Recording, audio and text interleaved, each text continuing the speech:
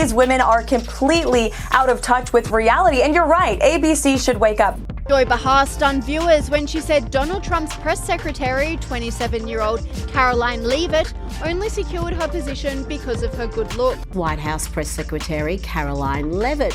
Here is Whoopi Goldberg saying she only got the job due to wokeness. What? I would like this young lady this is her first job, I would like her to do a little homework. Because she said something yesterday that really pissed me off. And that was, she said, there will be no wokeness here. Oh, yeah. Let me explain something to you.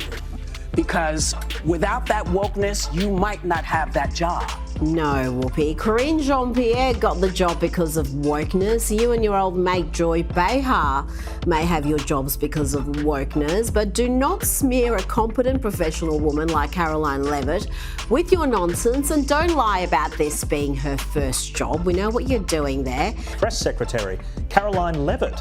The left pretends to be a champion of women until they find one who is a conservative. Once that happens, they love nothing more than tearing down women with the most petty and vacuous of insults. Leavitt appears to be a fierce operator, but she's also 27 and arguably quite glamorous. So of course, the kind and progressive voices at The View reacted to her appointment like this. I think she's probably been put in there because, according to Donald Trump, she's a 10. Heated attacks, Karoline remained composed throughout the controversy. Instead of engaging in personal insults, she used the opportunity to highlight the selective nature of media narratives against conservative women. In interviews following the incident, she emphasized that her role as press secretary is about transparency and accountability, not playing into divisive rhetoric. The View has faced growing criticism for spreading unchecked narratives without taking responsibility for their statements. From dismissing conservative viewpoints to making unfounded claims about public figures like Leavitt, the show has been accused of prioritizing sensationalism over substance. This incident forced them to confront their own biases, and many viewers weren't buying their excuses. But how did Karoline handle all this criticism? But this wasn't just about feminism, it was about controlling the narrative. It all started with a comment that left viewers stunned. During a discussion about Karoline Leavitt, Joy Behar claimed that Donald Trump only hired her because she's a 10. These women are completely out of touch with reality. And you're right, ABC should wake up.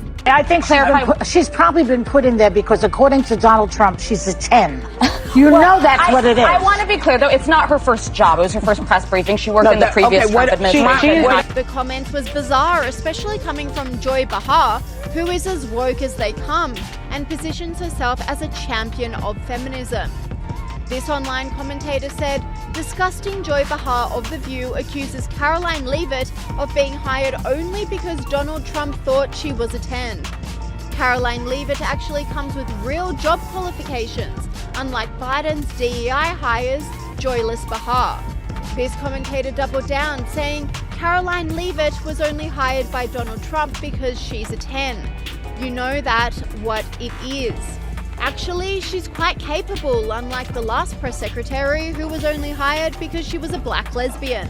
Echoed the sentiment that President Trump is a democracy. And if you're a deranged lunatic and you're mentally ill, you will believe that lie, and yes, you will take political like we have seen in 2 instances against President Trump. Last week, Tim Walz and Kamala Harris said that everyone who showed up to President Trump's rally at Madison Square Garden was an This dismissive remark wasn't just shocking, it was outright disrespectful. Social media erupted, with users accusing Behar of undermining Leavitt's accomplishments and perpetuating a sexist narrative. Critics pointed out that Behar, a self-proclaimed feminist, had reduced a highly qualified professional to her appearance. The backlash was swift and fierce, and it was clear this moment wasn't going to blow over quietly. And then social media had its say. But there was another issue at play, accountability. And then came the broader debate over wokeness. Whoopi Goldberg added fuel to the fire by criticizing Leavitt's anti-wokeness stance. Referring to comments made during Leavitt's first press briefing, Goldberg said, "Without that wokeness, you might not have that job."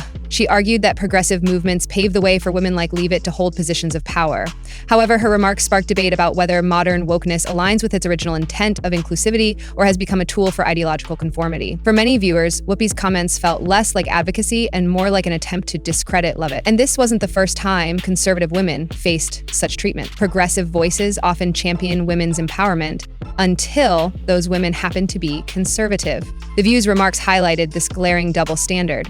While liberal women are celebrated for breaking barriers, conservative women are often dismissed or ridiculed for their beliefs. Critics argue that this hypocrisy undermines the very principles of feminism by reducing women to their political affiliations instead of recognizing their individual achievements. The discussion expanded into a larger debate about what wokeness really means in today's society. Whoopi defended it as a movement rooted in civil rights progress, while Karoline argued that modern wokeness often suppresses dissenting voices instead of fostering inclusivity. This clash of perspectives resonated with audiences on both sides of the aisle, sparking conversations about whether wokeness has strayed from its original mission. Contrary to The View's claims, Karoline Leavitt didn't just stumble into her role because of her looks or identity. At 27 years old, she is the youngest White House press secretary in history. But her journey to the podium was anything but accidental. She worked as an assistant press secretary during Trump's first term and later served as communications director for Elise Stefanik. Her sharp wit and ability to handle tough questions have earned her respect across political circles. Yet The View chose to ignore these credentials in favor of baseless attacks. And it all points to a larger shift in media influence. And then the conversation took another turn. Clips of Behar and Goldberg's comments quickly went viral, sparking outrage across platforms like X, formerly Twitter. Users slammed The View for being anti-woman and accused them of jealousy and bitterness toward Leavitt's success. One commenter wrote, "How ironic that Joy Behar claims to support women but tears one down because she doesn't agree with her politics." Another added, "Karoline Leavitt is more qualified than any DEI hire, and she proved it on day one." The backlash wasn't just limited to conservatives. Even some liberals criticized The View for stooping too low. Leavitt didn't shy away from addressing media bias during her first press briefing. She called out legacy outlets for distorting facts and pushing false narratives about Trump and his administration. Her decision to open the briefing room to independent journalists and social media influencers signaled a shift away from traditional media gatekeeping. This move was met with skepticism by The View, but for millions of Americans tired of biased reporting, it was a breath of fresh air. What happens when the youngest White House press secretary in U.S. history